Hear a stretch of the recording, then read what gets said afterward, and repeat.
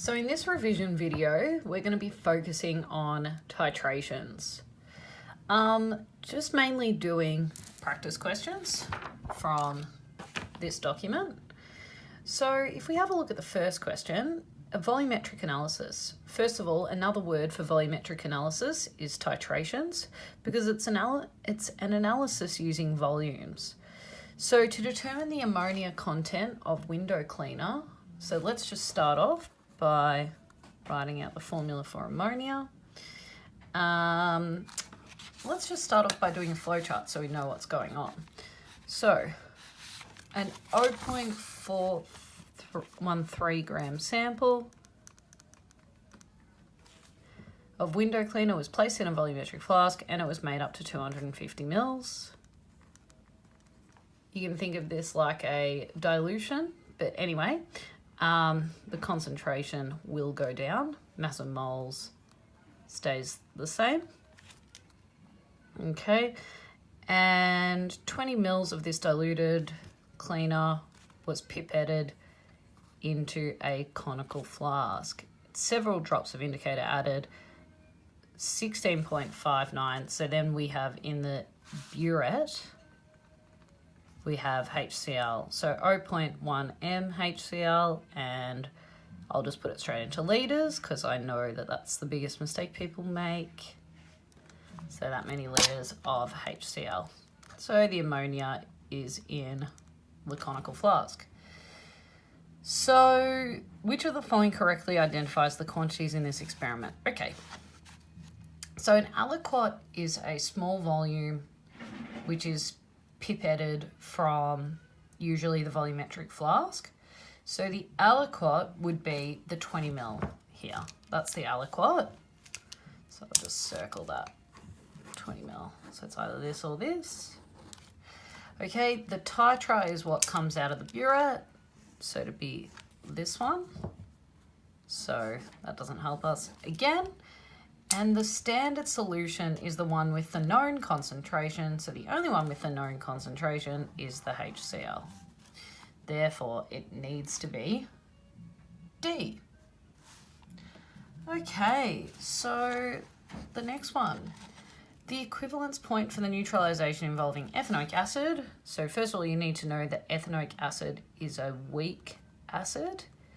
Just to remember a few, if you've forgotten them. Under the weak acid category, we have ethanoic acid, or actually anything with a COOH, which is monoprotic.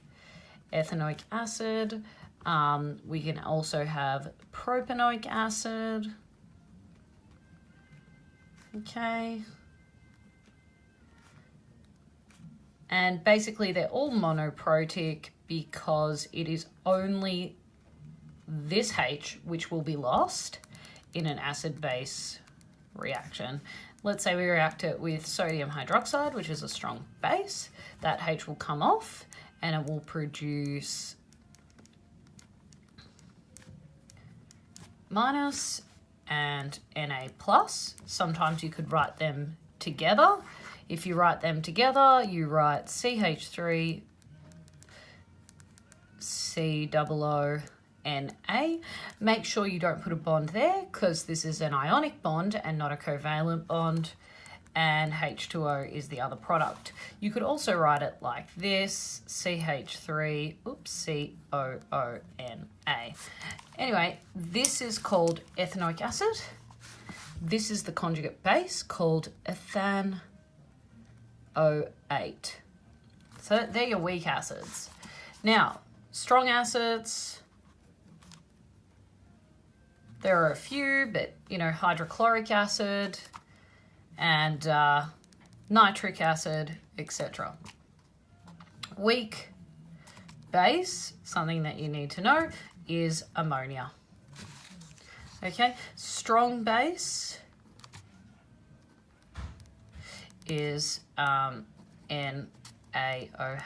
KOH, anything, you know, a group 1 metal with a hydroxide or even barium hydroxide as well. Another weak acid that you can probably add to the list is the conjugate of ammonia, which is ammonium, and they are both mid-strength / weak. We call them weak. Okay, so going back to the question, the equivalence point.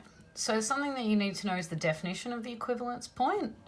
So the equivalence point is when the reactants have reacted to the mole ratio specified by the equation. So this is when they've reacted to perfection, okay? It's not experimentally determined, it's a theoretical point.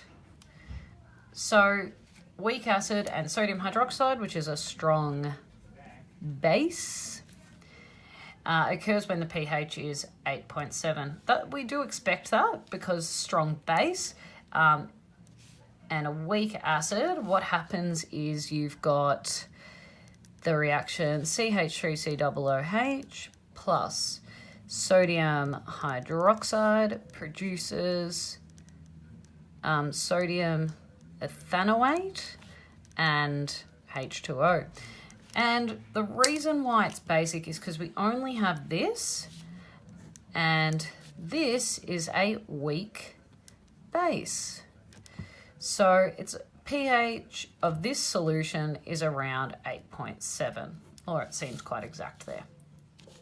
Okay, in the titration of a 20 ml aliquot of sodium hydroxide with the acid, okay, let's picture this. So we have 20 ml aliquot of sodium hydroxide, and then we have the acid. Okay, so what will happen is your pH will start off basic at about 14. It'll then go to, around 3, but we don't want to obviously reach that pH because that would mean that our acid is in excess. So it's a bit of a dodgy curve, but at around 8.7, that's when we have equivalence. Okay. Anyway, a student selects phenyl red. Now, phenyl red indicator changes at, if I quickly search that up. So phenyl red changes at around 6.8 to 8.4.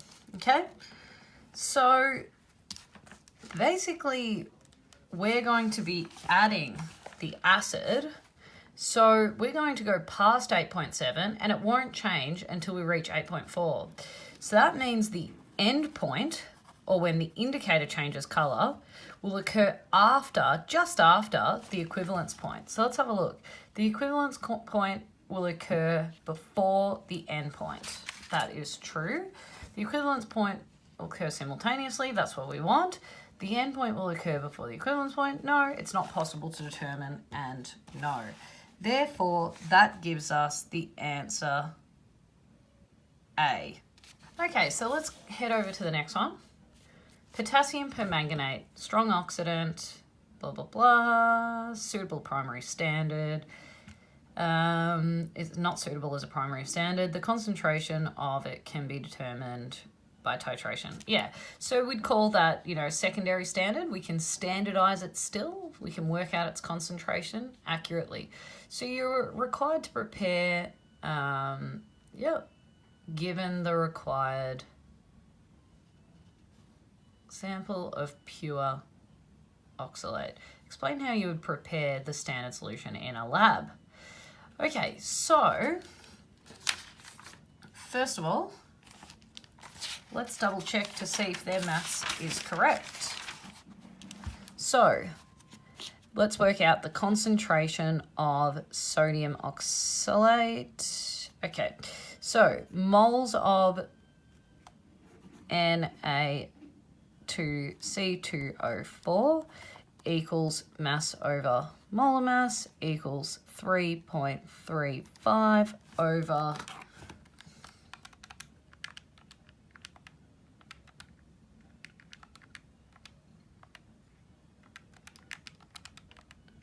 134.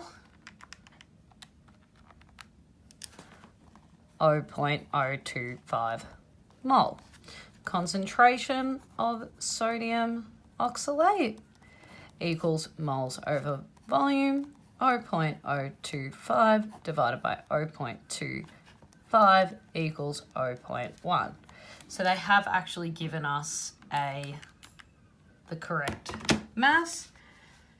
The steps I'm not going to go through because they're fairly easy, but I'll just show you here. Place the weighed sample in the volumetric flask. Rinse all of the traces into the flask, so that's including rinsing your beaker that you're transferring with or your weighing dish, and also rinsing the side of the funnel. Half fill the flask with water. The reason why we half fill the flask is because it's just easier to swirl and dissolve. And then we shake to dissolve the sample, add water to the calibration line, shake, and also invert several times. You can add to that. So there's steps that you need to know, okay? B, during the titration, the reaction is converted, blah, blah, blah, blah. The overall equation is this, write a balanced ionic half equation for oxidation. So let's just double check that they have given us, it says permanganate is a strong oxidant, which means that this guy is the reductant, which means that this guy is oxidized. So let's have a look. Let's double check. So the way you can double check if it's oxidized is oxidation numbers. In total, it has to reach an overall charge of -2. Each oxygen will have an oxidation number of -2, being -8 altogether. So carbon needs to add up to +6, because +6 minus 8 equals -2. And so each carbon would have to be +3. Now, if you have a look on the product side, the total would have to be 0, and we just do the same thing. So carbon is oxidized. Excellent. So let's write the half equation. Now we know that it's occurring in an acidic environment because we have that H plus there. So we're going to balance using those same steps. So what we do is the ions, we're going to write aqueous to mimic the overall.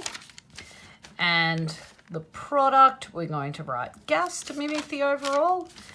Okay, and then first, so we're going to go cohes.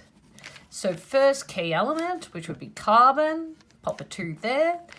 Oxygen by adding water. The oxygen's already balanced, so we don't need to do that. Hydrogen's by adding H plus, already balanced, and electrons. -2 on that side, we need -2 on this side, so we go +2 electrons on that side. And they don't have a state, so everything else is fine. Okay, so part C.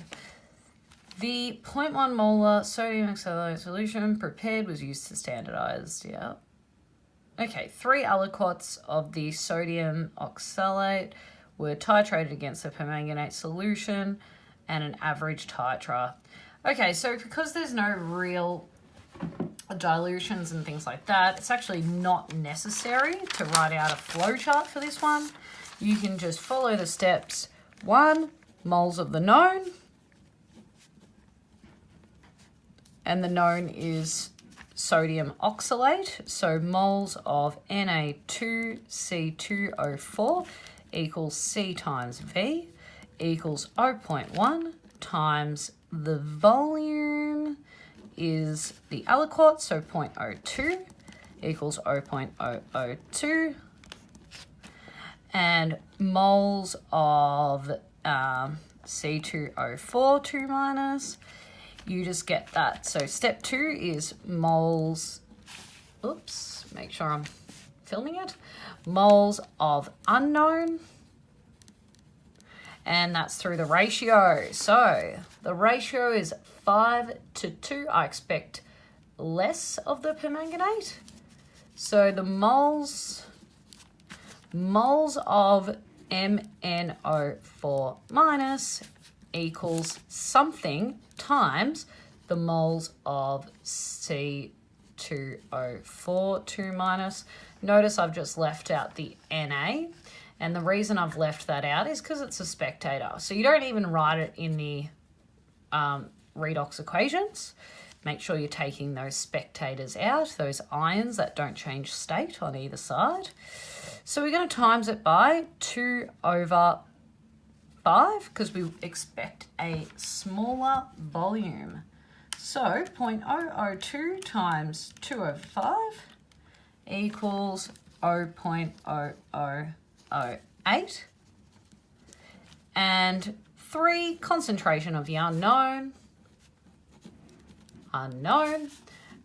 Concentration of permanganate equals moles over volume. 0.0008 divided by the volume of permanganate would be 16.4 mil. Don't forget to change it into litres, 0.0164 litres. And that will give us the concentration in mole per litre. Let's check close to the optimal. So, sig figs.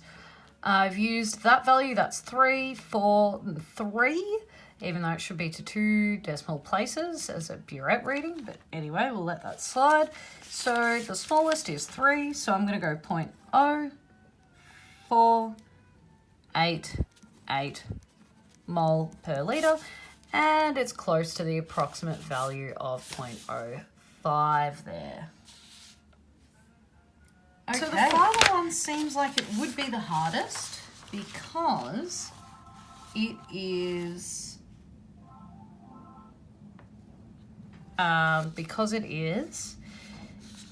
it has dilutions and things like that, all the yummy stuff. So got some nice working out space there. Okay, oxalic acid reacts readily. Yep. Highly exothermic reaction, nice. An impure sample. Okay, so let's follow the pathway of oxalic acid.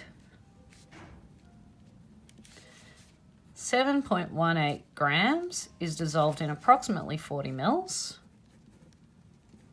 in a volumetric flask and then made up to 250 mils. I guess it's no real point of having this 40 mils because we're filling up to 250 anyway. It's just to dissolve the oxalic.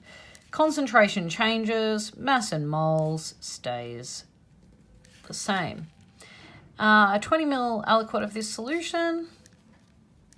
Aliquot means that mass in moles decreases, and if I want to go back to the original, I'll have to multiply it by 250 over 20. But if I want to stay in concentration, it stays the same. 0.1 m of a freshly prepared acidified dichromate solution. The end point was reached. Right, so now we have the reaction occurring here. And we have in the burette 0.1 m and 0.0179 litres. Yep, and this is the permanganate. Right, so write out a partial redox equation that represents oxidation. This is exactly the same as the one we did before because we already worked out that oxalic acid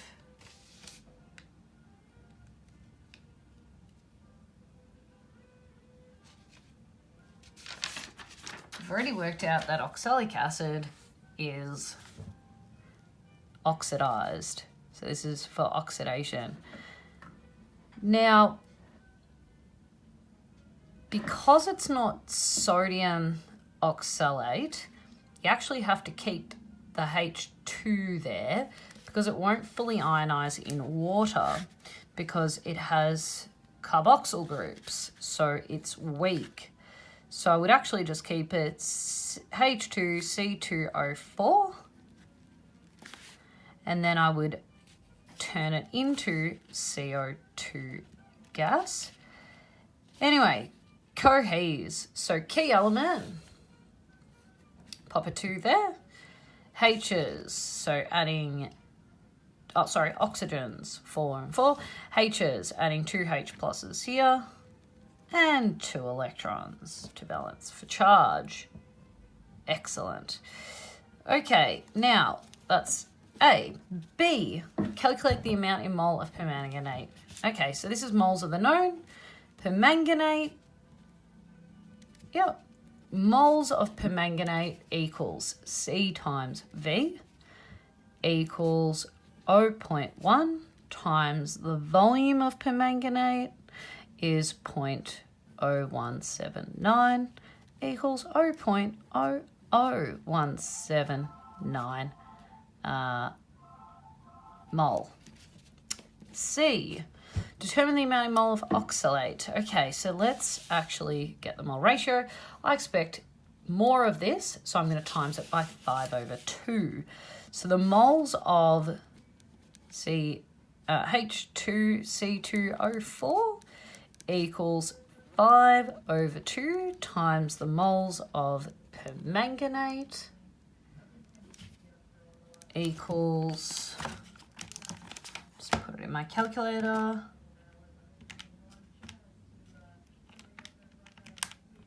okay, 0.00448. All right. D, determine the mass in the original sample. Okay, so for this one, first we're going to have to go to, well, we can go to mass present in the 20 mils, moles times molar mass, 0.00448 times 16/4 plus 90. And keep it all in your calculator. 0.403 grams. So that's in the 20 mil. That's here. If I want to go to the original sample, I'm going to have to go in the 250 mil. So I'm going to times it by 250/20.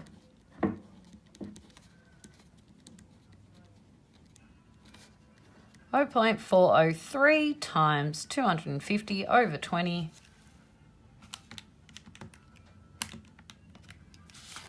equals 5.03 grams. Hence, determine the percentage. Okay, so percentage by mass equals the mass of oxalate over the mass of the sample times 100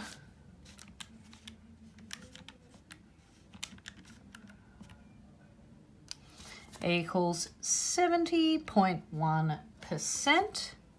State one source of error. Okay, so one source of error could be that this could be a random error, a sampling error. So the impure sample is not representative, may not be representative of the impure sample may not be representative of the oxalic acid, the original. You might also have, just having a look at other ones. So these are the ones that were accepted. The endpoint may not have been accurately determined. You guys know how hard that is to find. There may have been other reductant species that would react. There may have been inaccuracies in reading volumes, and permanganate solutions react with atmospheric oxygen. Okay,